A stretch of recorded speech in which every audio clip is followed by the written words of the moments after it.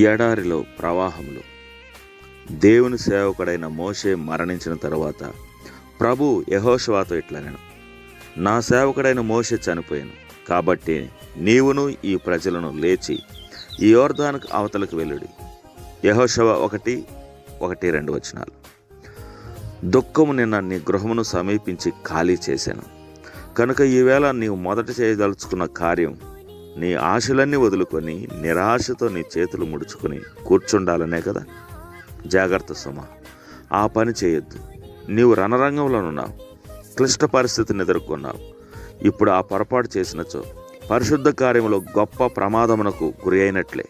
నీవు అలాగ మౌనంగా ఉన్న ఎడల ఎన్నో జీవితములకు హాని కలగగలదు, దైవ కార్యములకు కీడు కలగగలదు. నీవు చేతులు కట్టుకొని కూర్చుని ఎడల గొప్ప ప్రమాదం సంభవింపగలదు. నీ దుఃఖంతో నీవు కృంగిపోకూడదు. యుద్ధం ఘోరంగా జరుగుచుండిన సమయంలో ఒక జనరల్ శత్రువులను తరుముతూ తన కుమారుడు ఆ యుద్ధంలో చచ్చిపడి ఉండేట్టు చూచాను. అతని విషయమే ఆ అధికారి నిలిచిపోయి ఉండింటే చాలా ప్రమాదం కలుగునని ఎరిగి తన కుమారునిపై పడి ఒక ముద్దు పెట్టుకొని వెంటనే వెళ్ళిపోయాడు. ఒక సమాధి వద్ద ఆధారం లేని దుఃఖము పోగొట్టుకుని ఆ ప్రియుని తిరిగి తేలేదు. అలాంటి దుఃఖం వలన ఏమీ ప్రయోజనం లేదు, ఎలాంటి ఆశీర్వాదం దాని వలన రాదు. దుఃఖం లోతైన గాయపు మచ్చలను చేసి తీరును. మన వేదనలను మనం తీసివేసుకొనలేము. వాటిని ఎదుర్కొన్న మీదట ఇది వరకున్నట్టు ఉండవు.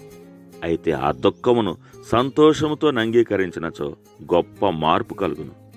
చేతులు కట్టుకొని చింతతో నుండక దేవుడు నిన్ను పిలిచిన పనిలో ముందుకు పోయిన ఎడల నీకు నూతన వెలుగు కలుగును. ఊహించలేనంత బలం వస్తుంది.